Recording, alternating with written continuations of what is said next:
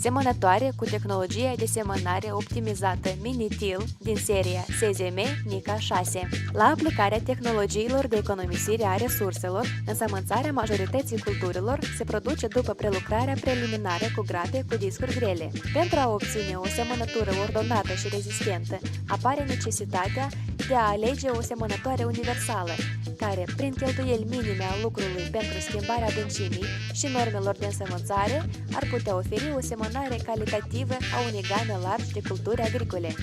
Studiind tendințele contemporane ale tehnicii agricole, inginerii companiei Veles Agro au dezvoltat o nouă serie de semănătoare SZM cu lățime de lucru cuprinsă între 4 și 6 metri. Semănătoarele seriei SZM dispun de sistemul de dozare de tip bobină, care a fost îmbunătățit folosind tehnici inovatoare de prelucrare a suprafeței detaliilor.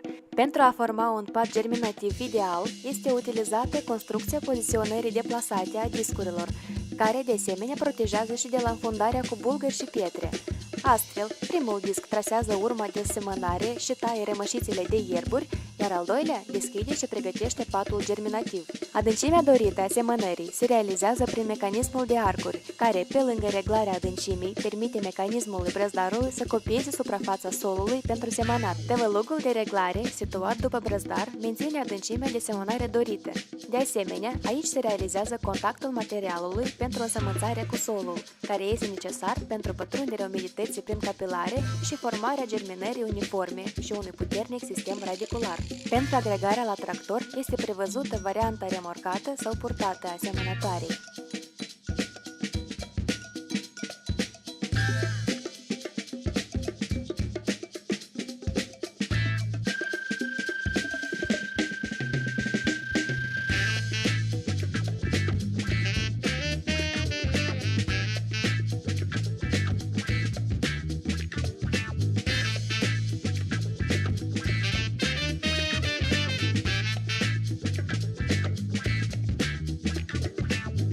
În perioada 2010-2012, Institutul Ucrainean de Prognozare și Testare a Utilajelor pentru Producția Agricolă Pogorelul a efectuat verificări în câmp asemănătoarei SZM NICA 6.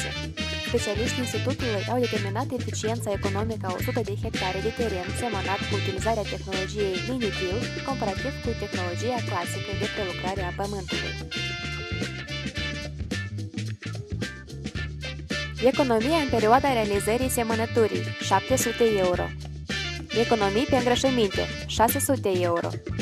Profitabilitatea suplimentară, 9.000 euro. Efect economic sumar, 10.200 euro.